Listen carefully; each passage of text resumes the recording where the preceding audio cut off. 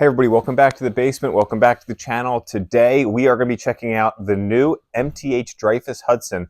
Now this is not the normal standard cataloged one. This is a version that was a custom run for TrainWorld over on Long Island in New York, and this is a really cool locomotive. Now the Dreyfuss Hudson has been really popular and kind of in the news of three-rail O-gauge railroading because Lionel announced it about a year ago or so, or a year and a half ago, I guess, and they delivered theirs, and then MTH had announced theirs before Lionel's was delivered, so we got some competing opportunities for operating systems and which one was going to be best. And Lionel's came out, the color was definitely whiter than we would have expected it to be, not quite as dark gray. If we look at some older Williams or some older MTH ones, some of those were actually really dark gray and maybe not the right color, and no one really knows exactly what color the Hudson was because there isn't one remaining. But this is a custom run from TrainWorld, this all black version. There's a couple of different custom runs that were done. Mr. Muffin did one for the Mercury that was done and set up by my friends Dan and Greg Browning, Trainman Dan on YouTube, and that was a really cool locomotive that he brought over during York. But TrainWorld did this one. They also did a red one, which is really awesome as well. And we're going to check out this black one here today. I'm going to be running it with some old MTH heavyweight passenger cars as well. So really cool model. It features whistle steam. It's got the lit drivers, which is a super cool feature. And it's got all that great PS3 technology in it and all the details we'd come to expect from MTH. So let's go ahead and dive in a little bit closer and check out this fantastic model. All right, so here we have this beautiful model from MTH, and again, this is obviously the all-black New York Central version from TrainWorld, a custom run, but it's the Dreyfuss Hudson, so it's that Art Deco style. You've got a streamlined locomotive and a streamlined tender, which is really, really cool if we kind of pan back here. We're not going to go too much into the history of the Hudson. It has been talked about numerous times online, but this is a really cool locomotive with really cool striping, and you can get passenger cars for the Hudson in the 21st Century Limited that match, which is really cool as well. I know that Atlas has cataloged cars to come out with the standard Dreyfuss Hudson that MTH announced, and so those should be coming out pretty soon, which would be a great addition to this. One of my favorite features on this locomotive that MTH has is the lit drivers, so we'll look at that when it's moving. We'll dim some of the lights. It's got the smoking whistle, which is always a cool effect, but one of the cool things about this is the tender itself. Now, there's no features on the tender or anything like that, but it just has some really cool design qualities to it. So let's go ahead and check that out. Starting up here at the top, one of the cool things is it's got these doors for the coal load. So these could open up so they could add coal to the tender, but then drop back down to create some more streamlining and prevent any wind resistance of air traveling over the tender. The other cool thing is, you've got that flat top. Again, streamlined look directly there. You've got that little wind visor for the gap between the tender and the locomotive, but then just nice and flat and allowed air to travel smoothly over that coal load. Over here, again, the water hatch and everything is down inside the tender underneath some of that streamlining. And if we come to the back here, let me move these cars out of the way. You've got this recessed section in here with the ladder for, the workers to get up to where they need to. We've got this platform here over the coupler. The ladder comes up into where the water hatch is so they can do all the things they need to do without, creating more wind resistance. They've just done a really nice job at creating something that was going to be as efficient as possible as it traveled down the tracks. One of the all-time defining features of the Dreyfuss Hudson was this front headlight and crescent on the dome here on the front of the smoke box, which is just really, really cool. And that is definitely the thing that stands out, I think, the most on this locomotive. And then you've got the New York Central System oval logo right there above the front coupler, which is really, really neat as well. So we don't have a coupler on the front of this locomotive. It's just a die-cast pilot, but really, really neat locomotive. Great model from MTH, as we've come to expect. So this was cataloged in 2023 and it was delivered in 2024. I would say early April. I think they came, early April, because they were at York, and I know some of the people that had ordered them picked them up at York instead of having them shipped. So right around mid-April is when they finally arrived. And they did do a couple of different versions, including the Empire State Express version. And then they just did some various versions of the Hudson with different wheels. You've got the Scullin drivers is an option. You've got one with a PT tender on it as well. And so really great model here, the kind of flagship engine for the New York Central. And of course, this is going to come with all those standard features. It's got LED lighting, so it's going to reduce the amperage draw on your track. It's got a flywheel equipped motor, synchronized puffing smoke. You're going to have as true 1/48 scale dimensions as possible. It does have onboard DCC and DCS with Proto Sound 3. It is about 21 inches in length, so a great model and a great engine that can run on most layouts. It does require 042 curves, so just it can run on some pretty small layouts, but not the smallest of layouts. So that's just something to keep in mind. So again, this engine is still available. There's not as many of these left as there are probably the Lionel versions. Just looking online, TrainWorld does have one of the BoxPox high rail wheel versions available at $1359.99. There's only one of those versions left on their website. And then they've got this custom run version that they did as well. So again, it's got the BoxPox wheels on it, or drivers, $1499.99. They do have more of these ones available still, so you can still go ahead and grab one of these from TrainWorld. A great model from them. And so let's go ahead, we're going to fire this thing up and we're going to send it around the layout, listen to some of that crew talk. So let's enjoy this, and then we'll hit viewer mail at the end. Now arriving from Chicago on track 1, train number 26, the 20th Century Limited. This stop is Harmony. Have a good one. Thank you.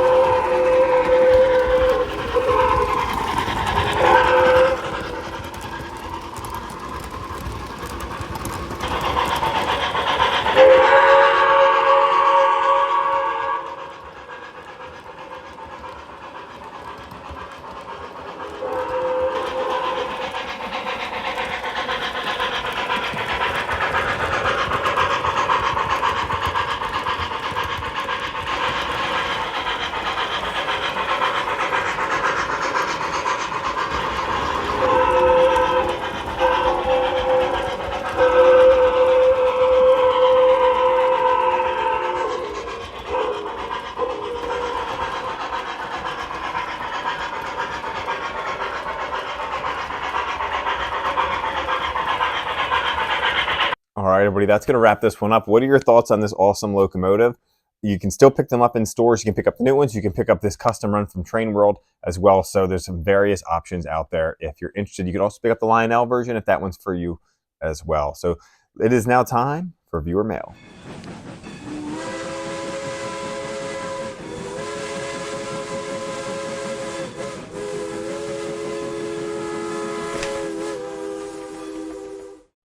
All right, everybody, it's been a minute since we've done viewer mail, and that's because I've just been really busy trying to get the viewer mail segments in. Sometimes I don't get around to it.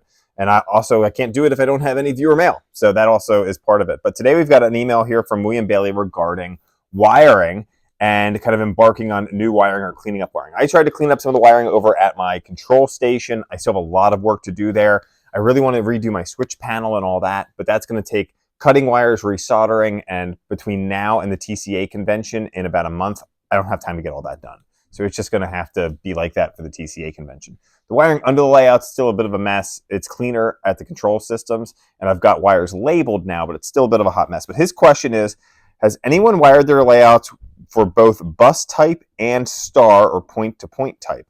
If so, does it make things easier or more confusing for the two systems? So star-based wiring, I'll try to put a schematic up here so you can get an understanding of what star-based wiring is. Basically, you have a central point, like a terminal block, and then wires come off of that to different places on layout, different blocks that you have set up. A bus wire is a wire that goes underneath the layout, and then you can tap into it at certain points and splice into that wire and then go right into your track. So it kind of goes all the way around the perimeter of your layout, and then you can tap into your track from there. That's how I have mine wired. Mine is a bus setup, so I've got wires that go all the way around the layout, and then wire drops from the track go into that bus wire. And I have a bus wire for my layout ground, and I have one per loop for the power, so I can turn the power off on individual loops of track, or if there's a short on one loop, it doesn't mess up another loop, etc. So that's how I have mine set up. I'm not really sure what the best option would be. If you have like a square layout, let's say it's maybe a big rectangle, maybe a 10 by 12 or 10 by 20 layout, you could do a star layout, star wiring setup that way. For my layout, to do a star, that's running lots of wires, and I think I would imagine, and I'm not doing any math on this or measuring it, I would imagine you're using more linear feet of wire if you're using a star type than the bus. Now the bus obviously has to run all the way around, but you don't have multiple long sections coming out from the center of your layout out to various parts of the track. But I don't know. Leave me a comment on your thoughts on what you think the best wiring is. I believe MTH recommends a star point wiring for solid DCS, which is probably why it doesn't always cooperate on my layout. It has been much better since I've been using the app on an old phone that I found, though. So that's great. So William, thank you very much for your question. Shoot us. He did shoot us a little video of the early days, and so we'll go ahead and add that here so you can see some of William's layout. He did say it's from the early days of layout, pardon the dust. So no worries, we understand how that goes. Let's go ahead and check that out.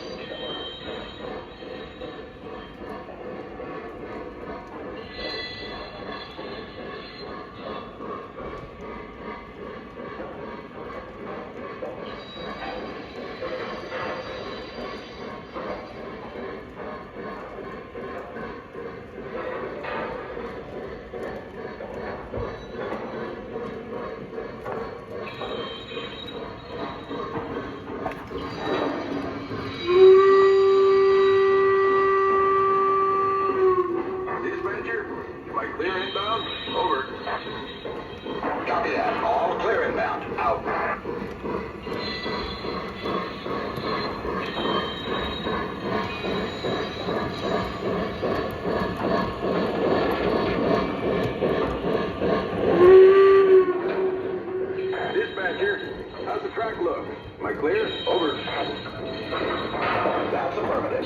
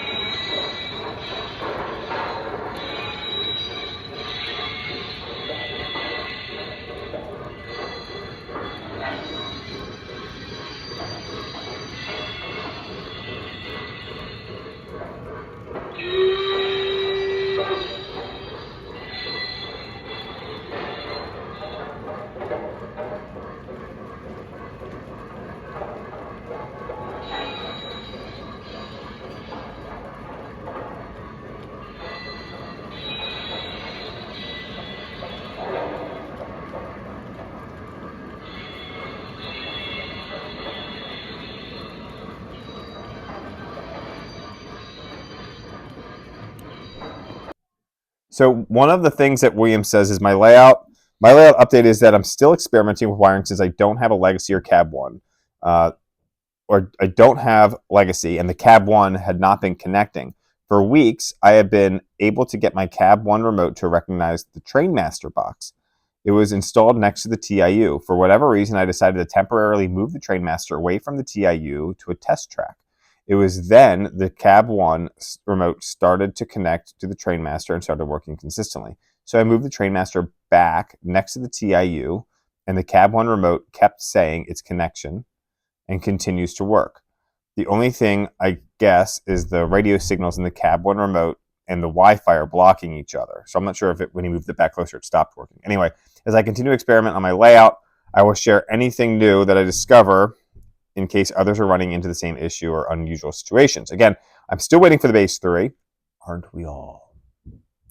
And I'm keeping myself busy rebuilding and upgrading my father's engines. Awesome. Well, William, thank you so much for sharing, and thank you for sharing the video as well. We greatly appreciate that. If you have viewer mail, shoot us a message at CTATViewerMail@gmail.com. Thanks for watching, everybody. I hope you enjoyed this one. Check this one out at TrainWorld.com. You can pick it up today, and their shipping is so awesome. If you buy something online like before 10 a.m., you will probably have it the next day if you're on the East Coast. Their shipping is insane. It's the best in the business, hands down. So thank you, TrainWorld, for this beautiful engine. Appreciate it, guys. All right, everybody, have an awesome day. We'll catch you on the next one.